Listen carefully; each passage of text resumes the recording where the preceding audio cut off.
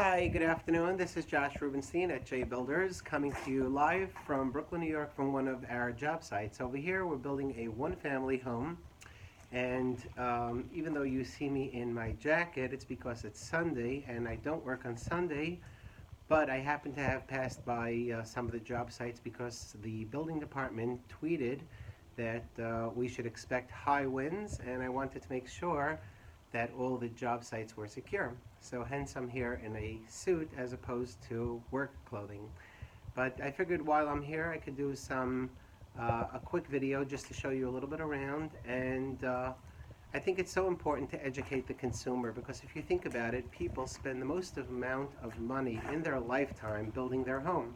And what other purchase do you spend $500,000 or $200,000?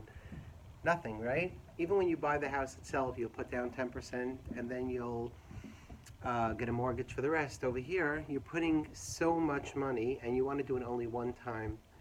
So it's so important to be educated because if you spend so much money and you know nothing about it and you're not educated, this can only lead to aggravation, resentment, concern, running out of money. So I hope to post weekly videos, and I figured I'll start today with one. So over here in this house, this is a one-family house being built. As you can see right now, we've done all the framing, and here's the staircase going up to the next floor. You can see that we did already the plumbing. Here you see one of the plumbing pipes. This is called a cast iron pipe. There are two choices. You can do cast iron or PVC.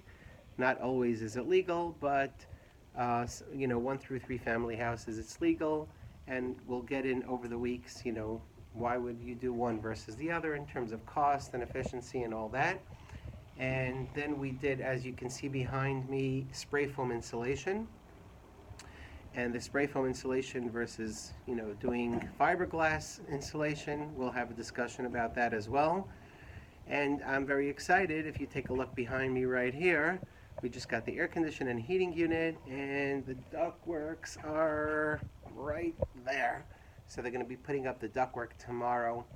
So I think I'm just going to leave it at that for now. And I'd love to hear your questions. If you have any questions regarding construction, cost, what's the difference between this and that? Should I go to an architect versus to a contractor first because I'm looking to do a project? I'd love to hear your feedback, your comments, and I'll definitely respond on LinkedIn. Thank you so much, and I look forward to your feedback.